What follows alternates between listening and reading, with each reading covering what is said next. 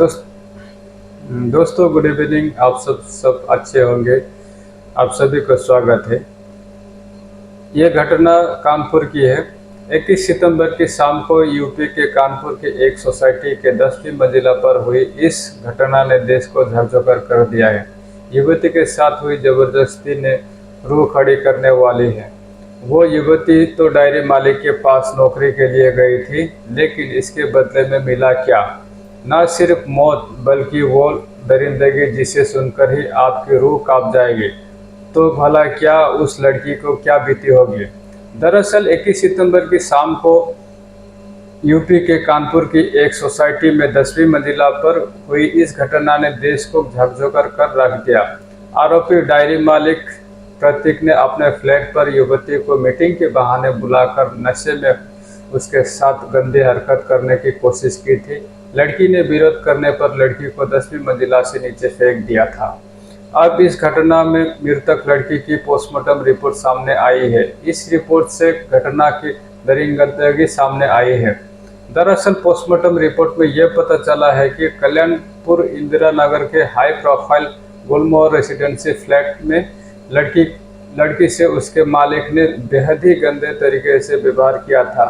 युवती के शरीर पर इतने चोट आए हैं कि पोस्टमार्टम रिपोर्ट लिखने वाले डॉक्टर को भी चौंक गए हैं। डॉक्यूमेंट्स में लिखने के लिए जगह ही नहीं बचा था। जहां जगह कम पड़ गई थी। युवती के शरीर पर गंभीर चोट, 25 से ज्यादा चोट का निशान मिले। पोस्टमार्टम में दरिंदगी का सच आया सामने। शरीर पर पूरे 25 गंभीर चोटें मिले और सिर की हड्डी 5 जगह से टूटी हुई थी और दाहिना हाथ 2 जगह से टूटा है और उस पर 6 गंभीर चोट के निशान भी मिले हैं। युवती के लेफ्ट हैंड में 3 जगह गंभीर चोट के निशान मिले हैं। होठों और छाती के नीचे हिस्से में भी चोट निशान दिखा गया है। पेट के नीचे से लेकर जांघ के बीच में कुल 4 निशान मिले हैं। युवती के दोनों पैरों में कोई भी फ्रैक्चर नहीं है, मतलब वो खुद से कूदी नहीं थी। डॉक्टर बताते हैं कि उसे जबरन नीचे फेंका गया, इसीलिए पैर में फ्रैक्चर नहीं मिले। पेशाब की थैली फटी मिली। गर्भाशय की निशान देखा गया। प्राइवेट पार्ट्स में बाहर चोट तो नहीं है, लेकिन अंदर से गर्भाशय पूरी तरह से जख्मी है। लड़की जब सोसाइटी में मृतक अवस्था में मिली तो सब लोग देखकर हैरान हो गए। रिपोर्ट में लिखा है कि युवती के जींस के नीचे खुली हुई थी, जींस की चेंज भी खुली हुई थी, जींस का बटन भी टूटा हुआ था, टॉप में काफी खून लगा था, लेकिन लड़की के आंतरिक कपड़ों से लेकर सभी कपड़े अस्त व्यस्त मिले। लड़की ने नाखून में आरोपी के शरीर के खाल मिले। जांच रिपोर्ट में लिखा है कि लड़की के नाखून में लड़के के शरीर के खाल मिले थे। कुछ हिस्सा मिला हुआ है, लेकिन नाखून को जांच के लिए स्टोर नहीं किया गया, जो सवालों के घेरे में है। आशंका है कि आरोपी जब जबरदस्ती कर रहा था तब विरोध करते हुए समय उसके हाथ में उसके छाल के निशान आ गए रहे। फॉरेंसिक इन्वेस्टिगेशन के लिए और भी सबूत के लिए काफ़ी अहम था, इसीलिए बड़ी लापरवाही हुई है। युवती से हुई दरिंदगी की जांच के लिए कुल 17 अलग अलग फिसलने का जो चार्ट रहता है उसको बनाया गया है, जो ड्राइंग रहता है, डायग्राम, उसको बना के जांच एजेंसी ने उसको इन्वेस्टिगेशन कर रहे हैं ताकि डायग्राम को मैच कराया सके। 13 पॉइंट्स में भेजिना सीमेंट की जांच के लिए भी स्लाइड्स बनाई गई है।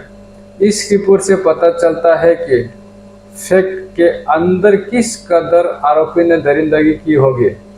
यह वजह है कि पीड़िता लड़की ने नाखून में आरोपी के शरीर के खाल मिले। वो खुद को बचाने के लिए कितना लड़ी होगी, लेकिन इस आदमी ने उस मासूम को नहीं छोड़ा। मृतक की बड़ी बहन ने बताया कि छोटी बहन पहले कानपुर के काकादेव में एक ऑप्टिकल शॉप पर नौकरी करती थी। कोरोना लॉकडाउन के दौरान उसकी नौकरी छूट गई थी। इसके बाद घर की आर्थिक स्थिति मजबूत करने के लिए वो नौकरी की तलाश में थी। उसे एक दोस्त ने बताया था कि नरमाव एरिया मॉडल डायरी में वैकेंसी है, इसीलिए नौकरी की तलाश में छोटी बहन 18 सितंबर को डायरी मालिक प्रतीक से मिली थी। वहां उसकी नौकरी लग गई थी। 8,000 प्रति महीना सैलरी से काम करते थे। 19 सितंबर से नई नौकरी पर जाने भी लगी थी। घटना वाले दिन यानी 21 सितंबर को उस युवती का तीसरा दिन था। परिवार के लोगों ने बताया कि आरोपी करीब 4:30 बजे डायरी मालिक प्रतीक ने ऑफिस से कल्याणपुर इंदिरा नगर स्थित गुलमोहर रेसिडेंसी अपार्टमेंट में ले आया था। फ्लैट पर जाने के लिए युवती ने मना कर दिया था। तब आरोपी ने ये कहकर ले आया था कि हमारा अन्य स्टाफ भी अपार्टमेंट से काम करते हैं, अभी नई ज्वाइनिंग हुई हो तो वहाँ मौजूद लोगों ने आपको काम सिखा देंगे। ये बोलकर आरोपी ने अपनी गाड़ी में बिठाकर युवती को अपार्टमेंट में ले आया था। इस तरह की हरकत को देख युवती ने फोन पर अपनी बहन से कहा था कि मेरे सर का व्यवहार ठीक नहीं है, आज उनके साथ जा रही हूँ, लेकिन आगे से काम नहीं करूँगी। इसके बाद उसी शाम को करीब 6:30 बजे अपार्टमेंट की 10वीं मंजिला से युवती नीचे गिरी। इसे देख वहां मौजूद सिक्योरिटी गार्ड ने पुलिस को सूचना दी थी। युवती ने आखिरी बार बोली थी, मुझे बचा लो। इस घटना से ठीक पहले युवती ने आखिरी बार एक फोन पर कहा था कि मुझे बचा लो, मेरे बॉस प्रतीक वैश्य ने मुझे अपने फ्लैट में कैद कर लिया है, वो मेरे साथ हैवानियत कर रहा है। इसके बाद ही आरोपी प्रतीक ने युवती के साथ गंदी हरकत को अंजाम देकर उसे 10वीं मंजिले से नीचे फेंक दिया था। बताया जा रहा है कि पुलिस ने सबूत के तौर पर उसका कॉल रिकॉर्ड भी मजबूत बरामद कर लिया है। पुलिस की रिपोर्ट के अनुसार घटना वाले दिन आरोपी प्रतीक शाम करीब 4:30 बजे युवती को लेकर कल्याणपुर से गुलमोहर रेसिडेंसी फ्लैट में लेकर पहुंचा था। ये घटना करीब 6:30 बजे हुई थी। इससे 1 घंटा 30 मिनट के बीच आरोपी ने जमकर शराब पी थी और लड़की के साथ जबरदस्ती की। पुलिस ने जब आरोपी को हिरासत में लिया था तभी वो शराब के नशे में धुत था। प्रतीक ने खुद कबूल किया कि उसको पैसे की लालच देने वाला था और इसलिए और पैसों की लालच से वो मान जाएगी सोच के उसने ये जबरदस्ती किया था। पुलिस की पूछताछ में आरोपी प्रतीक ने जो बताया था वो बेहद ही चौंकाने वाला था। उसने बताया था कि नौकरी पर आने के बाद युवती ने अपनी आर्थिक तंग के बारे में बताया था। उसकी बात सुनकर मुझे लगा कि अगर उसे पैसों का लालच दे दिया जाए तो वो कुछ भी कर लेगी, और उसके लिए उसने पैसों की लालच देकर उसे जबरदस्ती करने की कोशिश की थी, लेकिन लड़की ने उससे इनकार कर दिया। तो यह सोचकर बहाना बनाते हुए 21 सितंबर की शाम को ऑफिस से अपने फ्लैट पर ले आया था। फ्लैट पर आने के बाद कुछ देर तक उससे रुकने के लिए कहा और फिर शराब पी। उसके बाद युवती को शारीरिक संबंध बनाने के लिए बोला, साथ में लालच भी दिया था। अगर वो युवती खुशी से तैयार हो जाती तो उसे सैलरी से कई गुना ज़्यादा पैसा मिलेगा बोल के उसने बताया था, लेकिन वो नाराज हो गई और उसे विरोध करने लगी। इससे सुन गुस्सा में आकर उसके साथ जबरदस्ती की। उसी दौरान हाथापाई हुई। वो बार बार रोकने की कोशिश करती रही और फिर कमरे से बाहर की तरफ भागने लगी। मेन गेट तुरंत लॉक कर दिया प्रतीक ने, तब फिर भी वो बैल्कनी की तरफ भागने लगी। कुछ ही देर तक मैंने समझाने की कोशिश की, लेकिन जब वो नहीं मानी तो उसे फ्लैट से नीचे फेंक दिया था। ये खुद प्रतीक ने कबूल किया था। ये सारे जितने भी अभी बताए गए आपको, वो प्रतीक ने पुलिस के सामने बयान दिया था।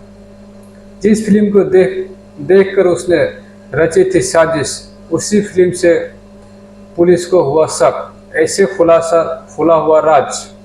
घर पर बनाया था अयाशी का अड्डा। पत्नी ने भी छोड़ दिया था। प्रतीक को। इस मामले में पुलिस जांच कर रही है।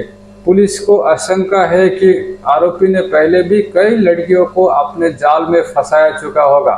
इसकी जांच हो रही है। इस घटना को लेकर एसपी कल्याणपुर दिनेश कुमार शुक्ला ने मीडिया को बताया है कि सोसाइटी के 10वीं मंजिला के फ्लैट नंबर 1006 में प्रतीक ने आयशी का अड्डा बना रखा था। वो अक्सर शराब की पार्टी करता था और उसकी मेडिकल रिपोर्ट में शराब की पुष्टि हुई है।